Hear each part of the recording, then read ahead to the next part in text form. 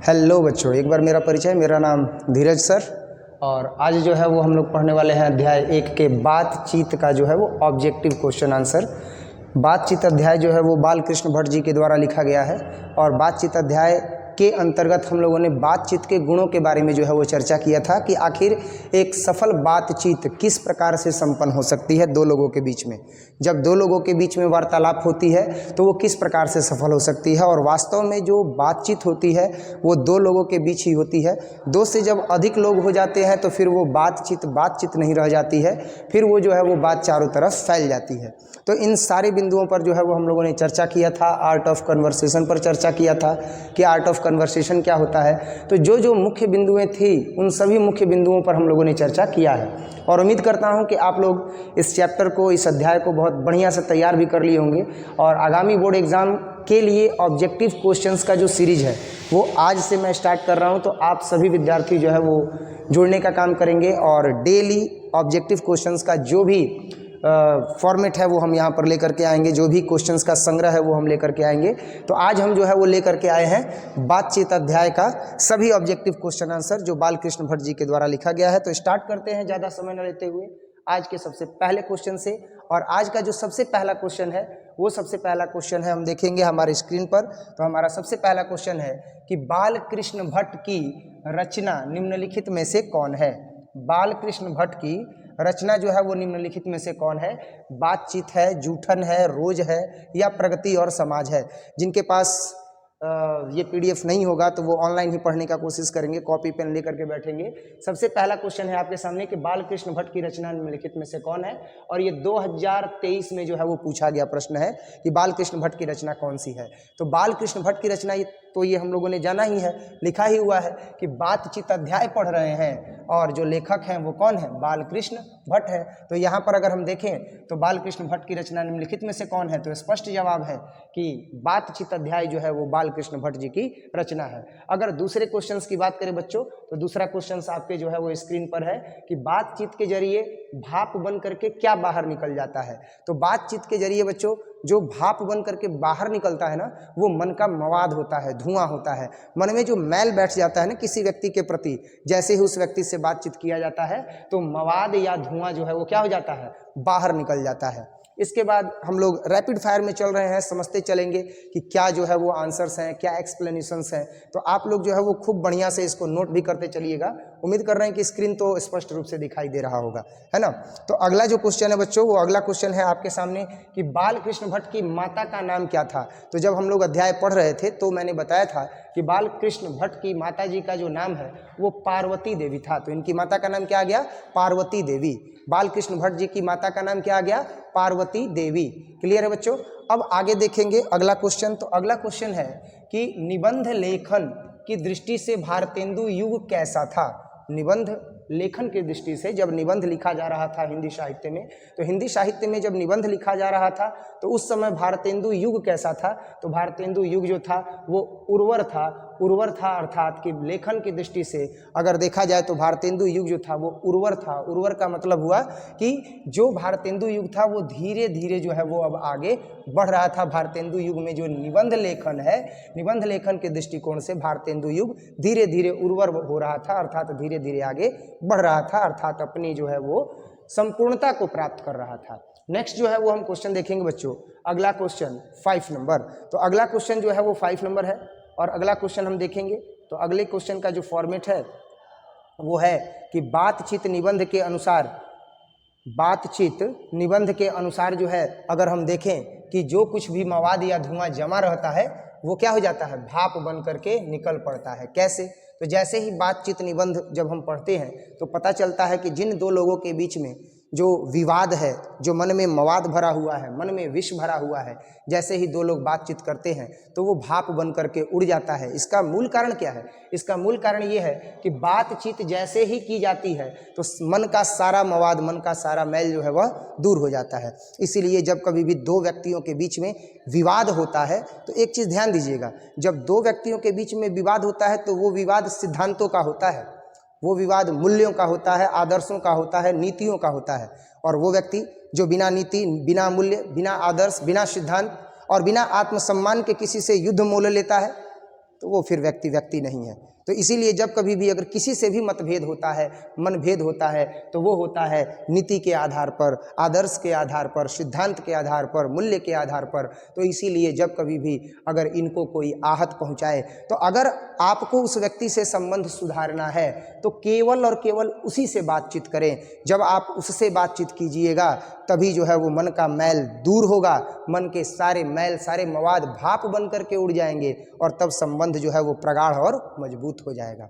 तो इसीलिए यहाँ पर जो है वो आंसर क्या हो जाएगा, सी हो जाएगा। बालकृष्ण भट्ट जी के अनुसार अगर हम देखें तो बालकृष्ण भट्ट जी के अनुसार यह पता चलता है कि जो भी मन में मैल होता है, जो भी मन में मवाद भरा होता है किसी के प्रति, वह बातचीत करके हल किया जा सकता है। और अगला क्वेश्चन जो है वो हम देखेंगे बच्चों। तो अगला क्वेश्चन है कि जैसा काम वैसा परिणाम किस लेखक द्वारा रचित प्रहसन है। जैसा काम वैसा परिणाम आखिर किसके द्वारा जो है वो रचित प्रहसन है, तो ये लिखा गया है बालकृष्ण भट्ट के द्वारा। जब हम लेखक परिचय पढ़ रहे थे तो मैंने बताया था कि बालकृष्ण भट्ट जी के द्वारा जो है वह जैसा काम वैसा परिणाम जो है वो प्रहसन लिखा गया है।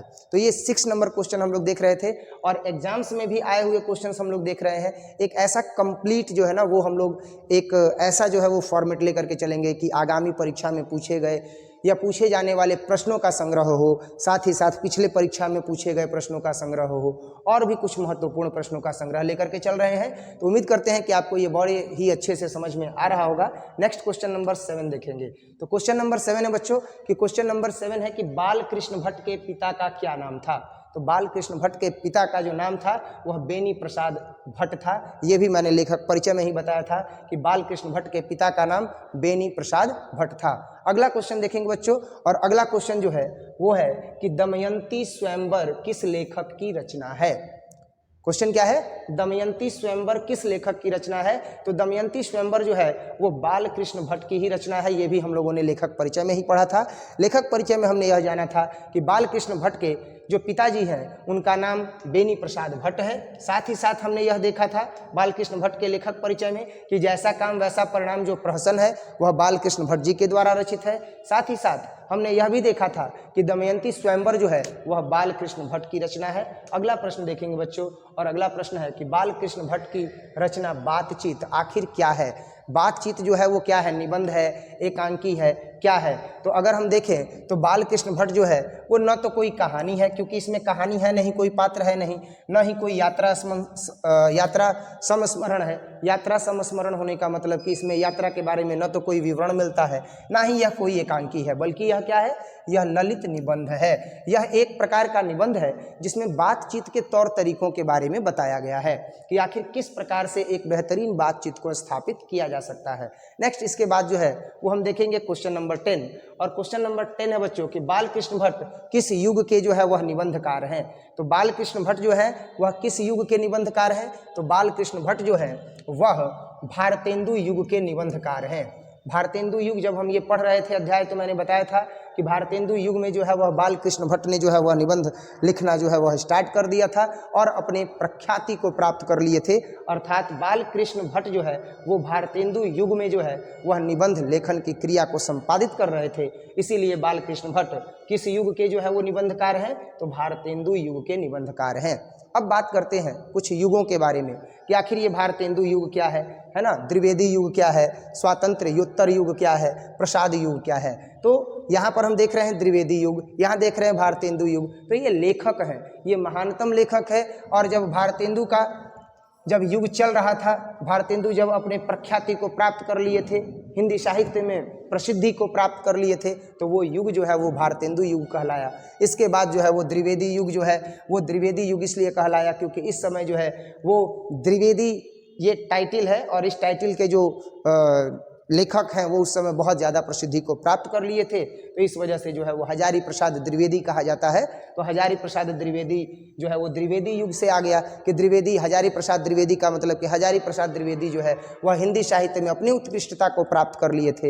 इसी वजह से उस युग को जो है वो द्विवेदी युग कहा जाता है। लेकिन अगर मूलतया देखा जाए यहाँ पर कि आंसर क्या होगा, आंसर की बात अगर हम करें कि भाई बालकृष्ण भट्ट किस युग के निबंधकार हैं, तो बालकृष्ण भट्ट जो है वो भारतेंदु युग के निबंधकार हैं। तो इसका आंसर जो है वो हो जाएगा बी। ये बी पर आप टिक लगाइएगा। अगला जो क्वेश्चन है वो देखेंगे बच्चों, और अगला क्वेश्चन है 11 नंबर कि मनुष्य की बातचीत का उत्तम तरीका क्या है। वह कौन सा तरीका है जिससे कि मनुष्य एक उत्तम तरीके से जो है वह बातचीत कर सकता है। तो उत्तम तरीके से बातचीत करने का एक ही चीज़ है कि विद्वतापूर्ण बात न करे मनुष्य, तर्कपूर्ण बात न करे, भीड़ से बात न करे। भीड़ से बात करेगा तो फिर बात का कोई मतलब नहीं निकलेगा। अगर विद्वतापूर्ण बात करेगा तो भी जो विद्वान व्यक्ति होंगे वो तो समझ जाएंगे, पर जो दीनहीन बुद्धि के होंगे वो नहीं समझ पाएंगे। तो ऐसी स्थिति में क्या करेंगे, तो ऐसी स्थिति में जो है वह विद्वतापूर्ण बात नहीं करेंगे, तर्कपूर्ण भी बात नहीं करेंगे, ना ही जो है वह भीड़ से हम बात करेंगे, बल्कि अवाक होकर खुद से बात करेंगे, स्वयं से बात करेंगे। तो स्वयं से जब बातचीत करेंगे तो गलतियों का पता चलेगा कि हमने गलतियां क्या की हैं। अगर आदमी जब स्वयं आत्मसात करता है, अपने आप को जब वह देखता है, अपने आप को जब वह समझने की कोशिश करता है, आत्मसात करता है, आत्मचिंतन करता है, तो इसके दौरान जो है वह अपनी गलतियों को देखता है, फिर उसे सुधारने का प्रण लेता है, सुधारता है, तो उसका व्यक्तित्व निखर जाता है। तो इस आधार पर अगर देखें कि मनुष्य की बातचीत का सबसे उत्तम तरीका क्या है, तो सबसे उत्तम तरीका है कि अवाक होकर वह अपने से बातचीत करे, तो यह उत्तम तरीका है। अब नेक्स्ट देखेंगे 11 नंबर के बाद 12 नंबर क्वेश्चन, और 12 नंबर क्वेश्चन है बच्चों कि संवाद में सबसे महत्वपूर्ण क्या है। संवाद में सबसे महत्वपूर्ण क्या है, तो संवाद में सबसे महत्वपूर्ण, आप तर्कपूर्ण अगर बात कीजिएगा तो फिर उस बात का कोई मतलब नहीं होता है। जब आप जिज्ञासापूर्ण बात कीजिएगा तो उस बात का कोई मतलब नहीं होता है। आप किसी महत्वपूर्ण भाषा इंग्लिश का अगर उपयोग करते हैं, संस्कृत का उपयोग करते हैं किसी को प्रभावित करने के लिए, उसका कोई मतलब जो है वो नहीं होता है। प्रवाहपूर्ण भाषा का प्रयोग कर रहे हैं, उसका कोई मतलब नहीं है। लेकिन जैसे ही आप आत्मीयता के साथ बात करते हैं, जैसे ही आप आत्मा से जुड़ करके बात करने की कोशिश करते हैं, आत्मा से जुड़ करके बात करने की कोशिश मतलब जब आप किसी से बात कर रहे हैं और उसमें आपकी आत्मीयता छलकती है, उसमें आपका आत्मबोध छलकता है, तो वो बातचीत का सबसे महत्वपूर्ण बिंदु हो जाता है। इसीलिए इसका आंसर हो जाएगा सी, यानी संवाद में सबसे महत्वपूर्ण जो है वह क्या है, तो संवाद में सबसे महत्वपूर्ण जो है वो आत्मीयता है बच्चों। इसीलिए जब कभी भी अगर बातचीत किया जाता है तो बातचीत करने का एक ही तरीका है, और वो सबसे बेहतरीन तरीका है कि आत्मीयता के साथ बातचीत की जाए। आत्मीयता के साथ बातचीत करना ही सबसे बेहतरीन तरीका है। इसके बाद नेक्स्ट हम लोग क्वेश्चन देखेंगे 13 नंबर, और 13 नंबर क्वेश्चन में 13 नंबर प्रश्न में पूछा गया है कि बालकृष्ण भट्ट का जन्म हुआ था। तो बालकृष्ण भट्ट का जन्म कब हुआ था, तो बालकृष्ण भट्ट का जो जन्म है वह 23 जून 1844 ईस्वी को हुआ था। कब हुआ था, 23 जून 1844 ईस्वी को बालकृष्ण भट्ट का जो है वह जन्म हुआ था। इसके बाद जो अगला क्वेश्चन है, ऐसा हम लोगों ने जो है वो पढ़ा है, जब अध्याय पढ़ रहे थे तो अध्याय में मैंने लेखक के परिचय में बताया है कि बालकृष्ण भट्ट का जो जन्म है वह 23 जून 1844 ईस्वी को हुआ है। नेक्स्ट इसके बाद अगला क्वेश्चन देखते हैं। तो अगला क्वेश्चन 14 नंबर है। 14 नंबर संयोगिता स्वयंवर किसकी रचना है। तो संयोगिता स्वयंवर जो है वह किसकी रचना है, तो संयोगिता स्वयंवर जो है वह संयोगिता स्वयंवर, ये अभी शायद मैंने बताया था, संयोगिता स्वयंवर, अच्छा दमयंती स्वयंवर था ये। तो दमयंती स्वयंवर जो है वो बालकृष्ण भट्ट की रचना थी, और संयोगिता स्वयंवर जो है वो संयोगिता स्वयंवर किसकी रचना है, तो संयोगिता स्वयंवर जो है वो श्रीनिवास दास जी की रचना है। किसकी रचना है, श्रीनिवास दास जी की रचना है संयोगिता स्वयंवर। नेक्स्ट अगला देखेंगे 15 नंबर क्वेश्चन। 15 नंबर क्वेश्चन है कि बातचीत शीर्षक निबंध के अनुसार रस का समुद्र किनकी बातचीत में उमड़ता चला जाता है। तो रस का जो समुद्र है वह किनकी बातचीत में उमड़ता चला जाता है। तो जब कभी भी अगर दो सहेलियां बातचीत करती हैं तो दो सहेलियों के बातचीत में रस का समुद्र जो है वह उमड़ चलता है। रस का समुद्र उमड़ चलता है मतलब कि रस जो है वह पूरा निकलता है, अर्थात वह पूरे संपूर्ण भाव से आत्मीयता से बात करती हैं। वैसे भी जब दो स्त्रियां मिलती हैं तो आत्मीयता से ही बात करती हैं। इसीलिए जब दो सहेलियों की बातचीत होती है तो उसमें रस का जो है वह समुद्र उमड़ने लगता है, उमड़ने लगता है, अर्थात रस का समूह, अर्थात रस जो है वह भाव जो है वह निकलने लगता है। इसीलिए इसका जवाब होगा कि जब दो सहेलियों की बातचीत होती है तो बातचीत शीर्षक में यह स्पष्ट किया गया है कि उसके अनुसार जो है बातचीत निबंध के अनुसार रस का समुद्र निकलने लगता है। नेक्स्ट 15 नंबर के बाद हम लोग 16 नंबर क्वेश्चन देखेंगे बच्चों, और वो है कि वाद विवाद संवाद क्या है। वाद विवाद और संवाद क्या है। तो वाद विवाद संवाद जो है वो हम देखें कि क्या कहानी संग्रह है, तो कहानी संग्रह जो है वो वाद विवाद संवाद है ही नहीं। अब यहाँ पर जैसे है वाद विवाद संवाद क्या है, तो नाट्य संग्रह है ही नहीं, कविता संग्रह है ही नहीं, ये बल्कि आलोचनात्मक निबंधों की पुस्तक है। आलोचनात्मक निबंधों की यह पुस्तक है वाद विवाद संवाद। वाद विवाद संवाद क्या है बच्चों, तो वाद विवाद संवाद आलोचनात्मक निबंधों की पुस्तक है। क्लियर है, आलोचनात्मक निबंधों की पुस्तक ही वाद विवाद संवाद है। और नेक्स्ट इसके बाद हम देखेंगे 17 नंबर क्वेश्चन। 17 नंबर क्वेश्चन में जो है वो बच्चों दिया गया है कि बाल कृष्ण भट्ट ने कौन सा मासिक पत्र निकाला था। तो बाल कृष्ण भट्ट ने जो मासिक पत्र निकाला था वो मासिक पत्र कौन सा था, तो अगर देखा जाए प्रताप, तो प्रताप जो है वह मासिक पत्र नहीं निकाला था बाल कृष्ण भट्ट जी ने। ज्योत्सना देखा जाए ये भी नहीं निकाला था, कर्मवीर देखा जाए ये भी नहीं निकाला था, लेकिन हिंदी प्रदीप जो है वह बाल कृष्ण भट्ट ने मासिक पत्र के रूप में निकाला था, इसीलिए इसका आंसर हो जाएगा हिंदी प्रदीप। तो बाल कृष्ण भट्ट ने कौन सा मासिक पत्र निकाला था, याद हो जाएगा कौन सा, हिंदी प्रदीप। हिंदी प्रदीप जो है वो मासिक पत्र किसने निकाला था, बाल कृष्ण भट्ट जी ने निकाला था। नेक्स्ट अगला क्वेश्चन देखेंगे बच्चों। अगला क्वेश्चन है कौन सा, तो बातचीत किस विधा की रचना है। अब बातचीत किस विधा की रचना है, मतलब देखा जाए कि आखिर ये इसमें कौन सी विद्या है भाई, कौन सी छुपी हुई ये विद्या है जो बातचीत को बड़ी ही उपयोगी बताती है, बातचीत को बड़ा ही मजबूत बताती है मानव के जीवन शैली में। मानव के जीवन शैली में कहा गया है कि जिसका बातचीत करने का तरीका अच्छा है उसका व्यक्तित्व काफी सुदृढ़ है, काफी मजबूत है, काफी प्रभावी है। तो आखिर यह बातचीत की विधा किसकी रचना है, तो जो बातचीत की विधा है वह किसकी रचना है देखी जाए कि किस विधा की रचना है देखी जाए, तो आलोचना की तो है नहीं, आलोचना की तो है नहीं, क्योंकि बातचीत से अगर आप किसी की आलोचना करते हैं तो आपका व्यक्तित्व खराब होगा। अगर आप बातचीत की विधा में किसी की आलोचना करते हैं तो आपका व्यक्तित्व खराब होगा। अगर आप गीत देख रहे हैं कि बातचीत जो है वह किस विधा की रचना है, तो आलोचना इसमें बताया नहीं गया है, ना ही इसमें किसी शोध के बारे में बताया गया है, ना ही इसमें किसी गीत के बारे में बताया गया है। तो बातचीत जो निबंध पढ़ रहे हैं आखिर वो किसके बारे में है, तो निबंधे के बारे में तो है, तो इसीलिए इसका आंसर क्या हो जाएगा, इसका आंसर डी हो जाएगा कि बातचीत किस विधा की रचना है, तो इसका आंसर होगा डी कि यह एक निबंध की रचना है। वैसे भी बोला गया है ना कि ऐसी वाणी बोलिए मन का आपा खोए औरन को शीतल करे आप हूँ शीतल होए। ऐसी वाणी बोलिए मन का आपा खोए औरन को शीतल करे और आप हूँ शीतल होए, अर्थात सदैव ऐसी वाणी बोलिए कि आपको तो अच्छा लगे ही, जो सुनने वाले हैं उनको भी अच्छा लगे। वाणी का बहुत बड़ा उपयोग है। ये वाणी ही है जो मुख से निकल जाती है तो चाकू तलवार कटार से भी ज़्यादा घाव देती है, जन्म भर याद रहता है, रिश्ते टूट जाते हैं। ये वाणी ही है, शब्द ही है जो मुख से निकल जाते हैं तो वो जो घाव देते हैं ना वो जीवन भर याद रहता है। और लोग तो अपने शब्दों का प्रयोग करके भूल जाते हैं, लोग अपने शब्दों का प्रयोग करके भूल जाते हैं, याद ही नहीं रखते हैं कि हमने कहा क्या है।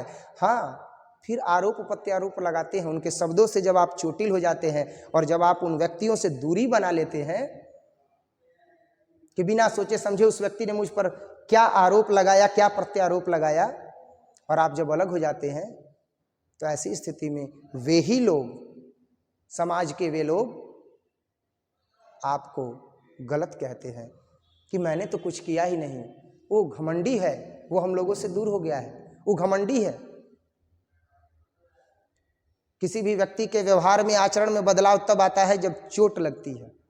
लोग कहते हैं कि नेचर और सिग्नेचर नहीं बदलता है, मैं कहता हूं नेचर भी बदलता है, सिग्नेचर भी बदलता है, बस एक चोट लगने की देरी है। जिस गोद में आप खेले हो ना, जिस गोद में आप खेले हो, चाचा भैया, बड़े भैया, दीदी, मामा, जिस गोद में आप खेले हो उस गोद को आप नकार दोगे, आप उन लोगों से रिश्ता तोड़ दोगे जब उनके शब्दों का चोट आपके व्यक्तित्व पर लग जाएगा, जब आपके कोमल मन पर लग जाएगा। तो इसीलिए शब्दों का उपयोग बहुत ही सोच समझ के करना चाहिए। कितना भी गुस्सा आ जाए, कितना भी जो है वो, मतलब एक सिंपल सा चीज समझिए कि कितना भी जो है वो क्रोधाग्नि में आप जल रहे हो, लेकिन शब्द का प्रयोग बहुत सोच समझ करके करना चाहिए। और सबसे बड़ी बात, सबसे बड़ी बात ये याद रखिएगा, जीवन की ये वो ज्ञान देने की कोशिश कर रहे हैं जिसको शायद आप काफ़ी देर बाद महसूस कीजिएगा, लेकिन वाणी का प्रयोग बड़े ही संयम से करना है, क्योंकि ये वाणी ही है जो घाव ऐसा देती है कि जन्म जन्म तक याद रखता है आपको, तब तक याद रखता है जब तक कि मृत्यु नहीं हो जाती है। इसीलिए जो शब्द हैं उनका उपयोग बहुत ही मार्मिकता से, सरलता से, सहजता से और मधुर वाणी के साथ करना चाहिए।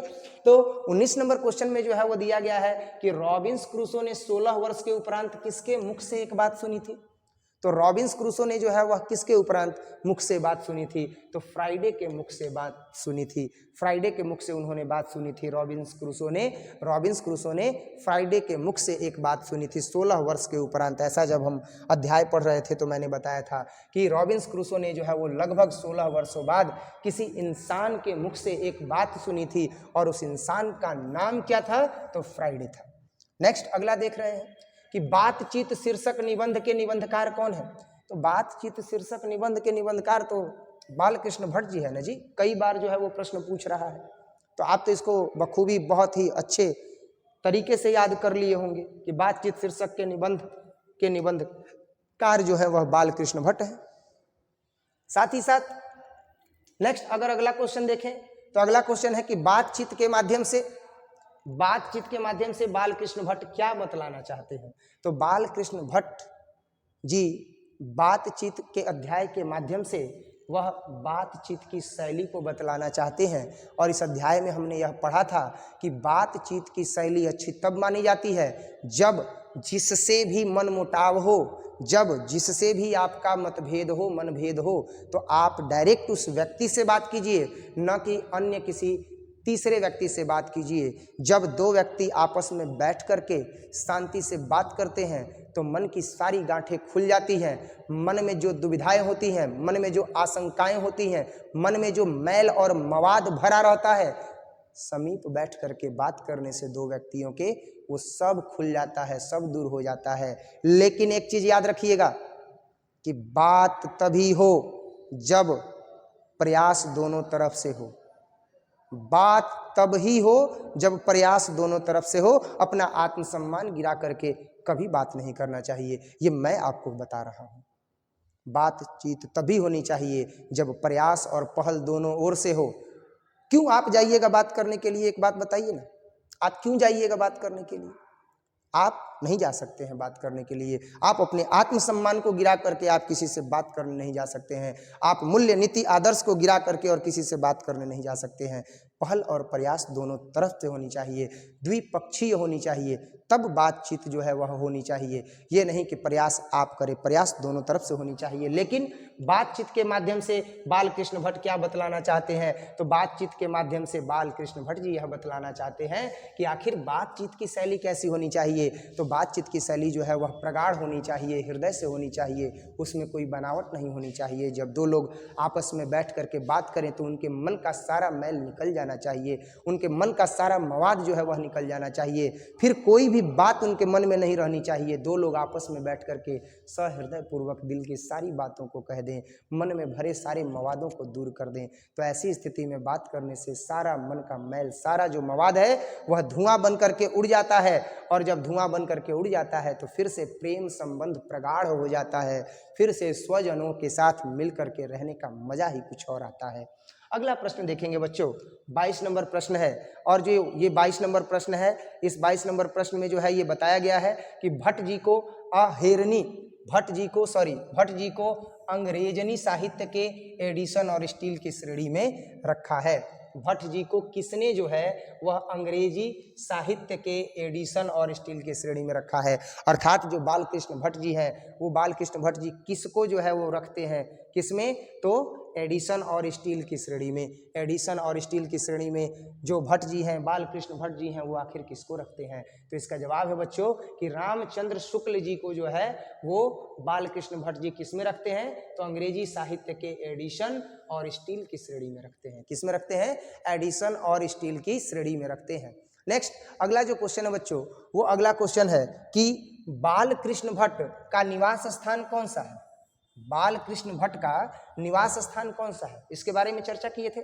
आप लोग कमेंट में जरूर जवाब बताइए कि बाल कृष्ण भट्ट का निवास स्थान कौन सा है। तो बाल कृष्ण भट्ट का जो निवास स्थान है बच्चों, वह लखनऊ उत्तर प्रदेश तो है नहीं, क्योंकि जब पढ़ा रहे थे तो उस समय मैंने ये बताया ही नहीं था कि लखनऊ उत्तर प्रदेश में बाल कृष्ण भट्ट का जन्म हुआ है। तो आखिर बाल कृष्ण भट्ट जी का जन्म कहाँ हुआ है?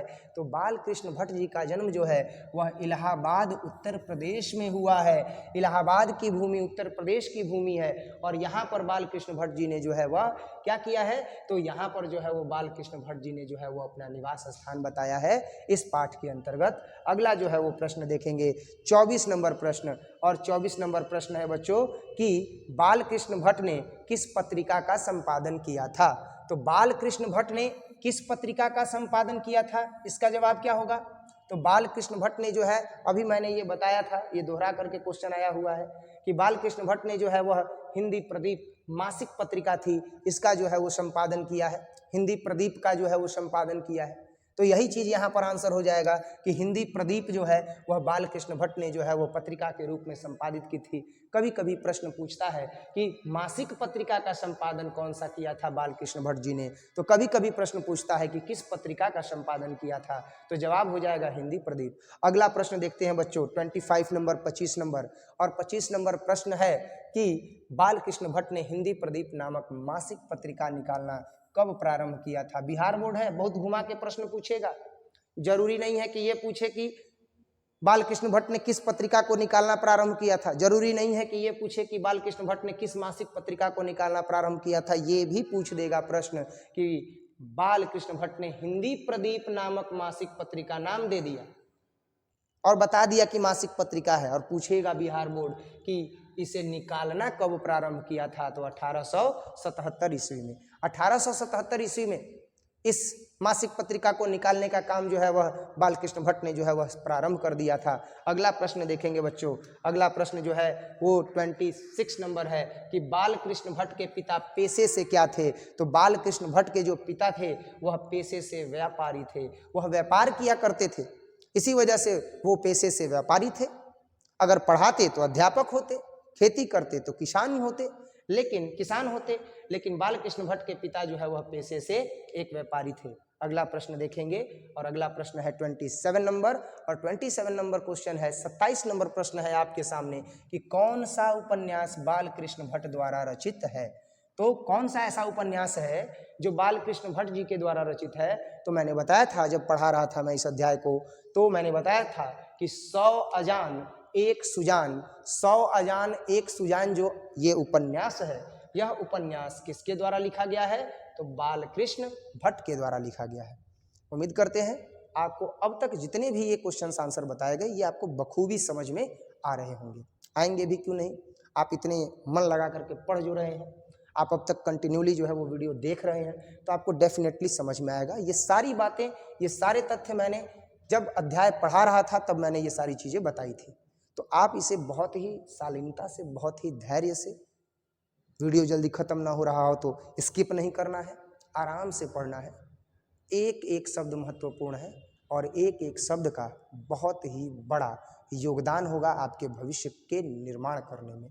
तो आप जो ये अध्याय पढ़ रहे हो ना बातचीत, इस बातचीत को केवल अध्याय मत समझो, ये बातचीत का पूरा तरीका है। आप अपने जीवन शैली में किस प्रकार से बातचीत के द्वारा बड़े से बड़े समस्या को हल कर सकते हैं, इसके बारे में चर्चा हो रही है। आप खुद सोचिए, महाभारत का युद्ध नहीं हुआ होता, महाभारत का युद्ध नहीं हुआ होता अगर कुंती और गांधारी के बीच में बातचीत हुआ होता। ये तो पुरुषों का पुरुषार्थ था, अहम था, हम तो हम, महाभारत जैसा युद्ध हो गया। श्री कृष्ण भगवान जो है वो चले युद्ध को टालने के लिए, तो श्री कृष्ण भगवान जब युद्ध को टालने के लिए चले तो भी पुरुषों ने बात नहीं मानी, दुर्योधन ने नहीं माना। श्री कृष्ण भगवान ने बातचीत करने की पहल की कि बातचीत से इस समस्या का निदान निकल जाए। श्री कृष्ण भगवान ने जो पहल की उसके बारे में हमारे राष्ट्र कवि दिनकर जी कहते हैं कि वर्षों तक वन में घूम घूम बाधा विघ्नों को चूम चूम, वर्षों तक वन में घूम घूम बाधा विघ्नों को चूम चूम, सा धूप घाम पानी पत्थर पांडव आए कुछ और निखर, सौभाग्य न सब दिन सोता है, देखें आगे क्या होता है, मैत्री की राह बताने को, सबको सन्मार्ग पर लाने को, भीषण विध्वंस बचाने को भगवान हस्तिनापुर आए, पांडव का संदेशा लाए। दो न्याय अगर तो आधा दो, यदि इसमें भी कोई बाधा हो तो दे दो केवल 5 ग्राम, रखो अपनी धरती तमाम, हम वही खुशी से खाएंगे, परिजन पर असी न उठाएंगे। दुर्योधन वह भी दे न सका, दुर्योधन वह भी दे न सका, आशीष समाज की ले न सका। उल्टे हरि को बांधने चला, जो था साध्य साधने चला। हरि ने भीषण हुंकार किया, अपना स्वरूप विस्तार किया। डगमग डगमग दिग्गज डोले, भगवान कुपित होकर बोले। डगमग डगमग दिग्गज डोले, भगवान कुपित होकर बोले। यह देख गगन मुझ में लय है, यह देख पवन मुझ में लय है, मुझ में लय है झंकार सकल, मुझ में लय है झंकार सकल, मुझ में लय है विंध्याचल मेरा दीप्त भाल, भुजबंद पंद को घेरे है। ऐसी कुछ लाइनें हैं। ये लाइन अभी मुझे याद नहीं है, लेकिन ये लाइन है। कहते हैं कि क्या इतनी बड़ी जंजीर लाया है? तो भगवान कहते हैं वहाँ बातचीत करते हैं, और बातचीत से देखते हैं कि जब हल नहीं निकल रहा है, तो बातचीत से हल नहीं निकल रहा है, तो भगवान जो है वहाँ पर बातचीत को एक और आयाम देते हैं और कहते हैं कि तो ले अब मैं भी जाता हूँ, अंतिम संकल्प सुनाता हूँ। याचना नहीं अब रण होगा, जीवन जय या कि मरण होगा। टकराएंगे नक्षत्र निखर, बरसेगी भू पर वहनी प्रखर, फन शेष नाग का डोलेगा, विकराल काल मुंह खोलेगा। भाई पर भाई टूटेंगे, विषबाण बुंद से छूटेंगे, भाई पर भाई टूटेंगे, विषबाण बुंद से छूटेंगे। प्रभु गुस्से में है, बातचीत से मान नहीं रहा है दुर्योधन। पुरुषार्थ की लड़ाई हो गई, लेकिन यही लड़ाई, अगर इस लड़ाई को देखा जाए तो ये लड़ाई नहीं होती। कब नहीं होती? जब कुंती और गांधारी के बीच में बात हुई होती, क्योंकि उनका हृदय कोमलता से भरा हुआ है, करुणा से भरा हुआ है, मातृत्व से भरा हुआ है। वह जानती कि युद्ध में मेरे बेटे मारे जाएंगे, मेरे अपनों को क्षति पहुंचेगी, तो माँ का हृदय पहले ही युद्ध को टाल देता। 5 गांव क्या, गांधारी 10 गांव दे देती। 5 गांव 10 गांव नहीं, गांधारी आधा राजपाट दे देती। पर उस समय पितृसत्तात्मक जो है वह व्यवस्था थी, पुरुषों को अधिकार लेने का जो है वह अधिकार दिया गया था, महिलाएं चुप रहा करती थी। भीषण युद्ध हुआ, कौरव मारे गए, पांडव जीते। इतना बड़ा युद्ध केवल और केवल बातचीत से टल जाता। तो यहाँ पर हम देखते हैं कि बातचीत जो लिखा गया है बालकृष्ण भट्ट जी के द्वारा, तो बालकृष्ण भट्ट जी के द्वारा लिखा गया जो यह निबंध है, यह जीवन में बातचीत को कैसे एक नए आयाम तक पहुंचाना है, इसके बारे में चर्चा करता है। और आज के इस क्लास में हम लोग यह देख भी रहे हैं कि वास्तव में जो बातचीत का तरीका है वो किस प्रकार का होना चाहिए। और अभी हमने देखा कि कौन सा उपन्यास बालकृष्ण भट्ट द्वारा रचित है, तो 100 अजान एक सुजान, 100 अजान एक सुजान जो ये रचना है यह बालकृष्ण भट्ट की रचना है, और यह एक उपन्यास है। अगला प्रश्न देखेंगे बच्चों, और अगला प्रश्न है 28 नंबर 28 नंबर कि नाटक के प्रारंभ में होने वाले मंगल पाठ को क्या कहते हैं? तो मंगल पाठ को जो है वह नांदी पाठ कहते हैं। क्या कहते हैं? नांदी पाठ। नांदी पाठ जो है ये इसका आंसर हो जाएगा कि नाटक के प्रारंभ में होने वाले मंगल पाठ को क्या कहा जाता है? नांदी पाठ कहा जाता है। जैसे नाटक कोई प्रारंभ हो रहा है मंच पर, तो उसके पहले जो पाठ किया जाता है उसे नांदी पाठ कहते हैं। अगला प्रश्न देखेंगे 29 नंबर, और 29 नंबर जो प्रश्न है बच्चों, वो 29 नंबर प्रश्न आपके बोर्ड स्क्रीन पर है। और थोड़ा पानी पी लेते हैं।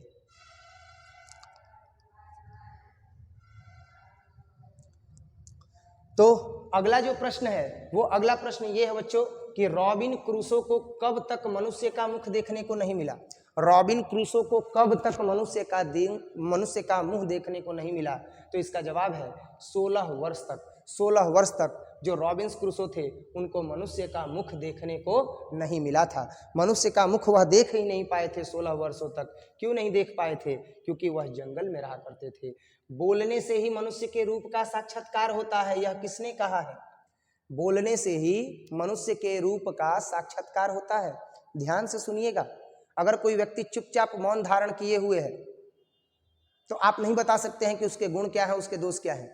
लेकिन जैसे ही व्यक्ति बोलना प्रारंभ करता है, शब्दों के चयन से वह पता चलता है कि वह व्यक्ति किस प्रकार के शब्दों का चयन कर रहा है, उसमें क्या गुण है और क्या दोष है। इसीलिए जब कोई व्यक्ति मौन होता है तो उसके गुण और दोष का पता नहीं चलता है, लेकिन जैसे ही व्यक्ति बोलता है तो उसके गुण और दोष का पता चल जाता है। इस चीज को आप गांठ बांध लीजिएगा। व्यक्तित्व को परखने में यह काम आएगा, दूसरे व्यक्ति के और अपने भी। तो बोलने से ही मनुष्य के रूप का साक्षात्कार होता है। ये जो लाइन है वह किसने कहा था? तो बोलने से ही व्यक्ति के मनुष्य के रूप का साक्षात्कार होता है, ये कहा था बेन जॉनसन ने। बेन जॉनसन ने कहा था कि जब तक कोई व्यक्ति, कोई मनुष्य बोलता नहीं है, तब तक उसके रूप का साक्षात्कार नहीं होता है, तब तक उसके बारे में संपूर्ण जानकारी नहीं होती है। अगला जो प्रश्न है वो है कि असल बातचीत सिर्फ दो व्यक्तियों में ही हो सकती है, यह किसका मत है? ये टॉपिक, ये जो अभी लाइन हम पढ़ रहे हैं कि असल बातचीत सिर्फ दो ही व्यक्तियों में हो सकती है, इसको मैंने अभी जो है वो अभी कुछ समय पहले जो है वो व्याख्यात किया है कि असल बातचीत वास्तव में केवल और केवल दो ही व्यक्तियों के बीच हो सकती है, क्योंकि जब दो व्यक्ति समीप बैठते हैं तो उनके मन के सारे मैल दूर हो जाते हैं, मन की सारी गांठें खुल जाती हैं और वो आत्मीयता से आत्मविभोर होकर के एक दूसरे से मिल जाते हैं। तो इसका जवाब जो है वो एडिशन है, क्योंकि ये एडिशन ही थे जिन्होंने कहा था, एडिशन ही हैं जिन्होंने कहा था कि बातचीत सिर्फ और सिर्फ कितने व्यक्तियों में हो सकती है? तो सिर्फ और सिर्फ दो व्यक्तियों में हो सकती है। और इस तरीके से अब हम लोग जो है वो समाप्ति की ओर बढ़ रहे हैं बच्चों। उम्मीद करते हैं कि आपको ये वीडियो काफ़ी अच्छे से समझ में आ रहा होगा और इसी प्रकार के वीडियोस देखने के लिए फाइनल बोर्ड एग्जाम तक 2024 के 10+2 के बेहतरीन कंटेंट के साथ तैयारी करने के लिए, जहां पर आगामी परीक्षा में पूछे जाने वाले प्रश्न और साथ ही साथ जो परीक्षा में पूछ लिए गए प्रश्न हैं, विगत वर्षों के पूछे गए जो प्रश्न हैं, उन सभी प्रश्नों का संग्रह पढ़ने के लिए और आगामी परीक्षा में आने वाले प्रश्नों का संग्रह पढ़ने के लिए आप हमारे चैनल से जुड़ सकते हैं।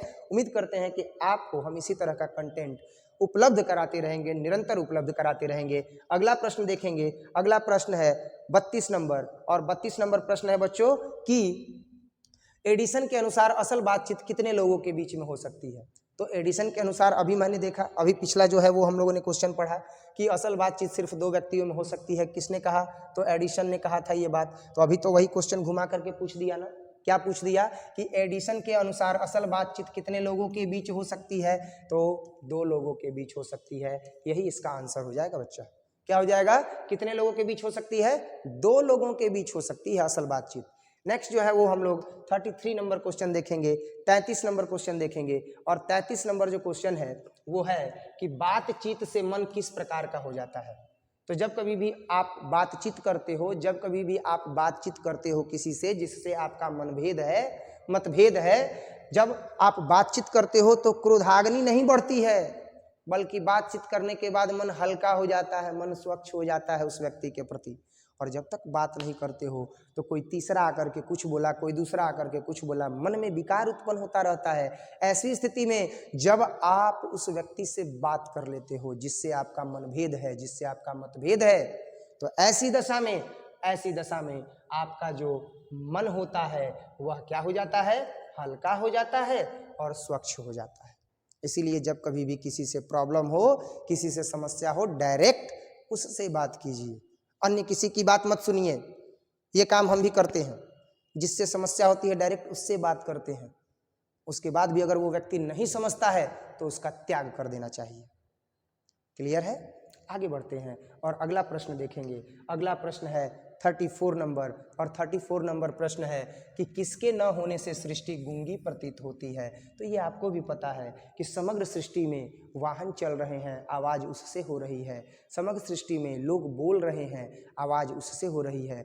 इस आवाज़ को, इस बोलने को वाक शक्ति कहा गया है, जो प्रकृति ने हमें दिया है, जो प्रकृति ने जीव जंतुओं को दिया है, गाय को दिया है, भैंस को दिया है और मनुष्य को दिया है। अगर ये वाक शक्ति ही नहीं होगी तो जो सृष्टि है वह कैसी प्रतीत होगी? गूंगी प्रतीत होगी। तो इसका आंसर क्या हो जाएगा कि किसके न होने से सृष्टि गूंगी प्रतीत होती है? तो वाक शक्ति के न होने से सृष्टि गूंगी प्रतीत होती है। 34 नंबर के बाद नेक्स्ट हम लोग क्वेश्चन देखेंगे 35 नंबर, और 35 नंबर क्वेश्चन क्या है बच्चों? तो 35 नंबर क्वेश्चन है कि आर्ट ऑफ कन्वर्सेशन कहाँ के लोगों में सर्वाधिक प्रचलित है? तो यूरोप के लोगों में। यूरोप के लोगों में आर्ट ऑफ कन्वर्सेशन बहुत ज़्यादा उत्कृष्टता तक पहुँचा हुआ है। आर्ट ऑफ कन्वर्सेशन वहाँ का सबसे ज़्यादा स्ट्रांग है, सबसे ज़्यादा मजबूत है। 35 नंबर के बाद नेक्स्ट हम लोग देखेंगे 36 नंबर क्वेश्चन। और 36 नंबर क्वेश्चन में बच्चों दिया गया है कि बाल कृष्ण भट्ट किस काल के रचनाकार हैं। बाल कृष्ण भट्ट किस काल के रचनाकार हैं? तो हम देखते हैं कि यह आदि काल के तो रचनाकार है नहीं, रीति काल के तो है नहीं, ना ही भक्ति काल के हैं। भक्ति काल के होते तो भक्ति लिखते, लेकिन यह आधुनिक काल के हैं, क्योंकि आधुनिक काल में यह यूरोप के आर्ट ऑफ कन्वर्सेशन की बात करते हैं, यह बातचीत के एक बेहतरीन तरीके की बात करते हैं, यह एडिशन के बारे में बताते हैं कि एडिशन कहते हैं कि बातचीत असल दो व्यक्तियों के बीच में ही हो सकती है। तो इस वजह से यह आधुनिकता की बात करते हैं, बातचीत के तौर तरीकों की बात करते हैं, इसीलिए यह आधुनिक काल के जो है वो रचनाकार हैं। अगला प्रश्न क्या है बच्चों? तो अगला प्रश्न जो है, अगला प्रश्न बस यही तक है, chapter complete, chapter complete 36 number question तक ही है। अगर आपने ये 36 क्वेश्चंस रेडी कर लिए, यकीन मानिए आपका बातचीत अध्याय का जितना भी क्वेश्चन आने वाला है एग्जाम में, वो सब का सब आप तैयार कर लिए। चाहे वो 2 क्वेश्चन पूछे, चाहे वो 4 क्वेश्चन पूछे, आपका वो क्वेश्चन तैयार है। उम्मीद करते हैं कि इस तरह के ये क्वेश्चंस जो है वो आप जरूर तैयार कीजिएगा और जरूर याद कीजिएगा, ताकि आगामी परीक्षा में आप अपना पताका बुलंद कर सकें और अपने माता पिता का नाम रोशन कर सकें। एक बार अगर आप इसको रिवीजन करना चाहते हैं तो इस वीडियो को फिर से देख लीजिएगा, अच्छा रहेगा। और बाकी मिलते हैं अब तब अगले क्लास में और अगले टॉपिक के साथ, अगले टॉपिक पर फिर अगले एक्सरसाइज के मुख्य बिंदुओं की चर्चा करेंगे, ऑब्जेक्टिव्स की भी चर्चा करेंगे और हर एक पॉइंट का एक्सप्लेनेशन भी करेंगे, अर्थात हर एक पॉइंट का, हर एक मुख्य बिंदु का जो है वो व्याख्यान भी करेंगे। तो मिलते हैं अगले क्लास में, तब तक के लिए जय हिंद।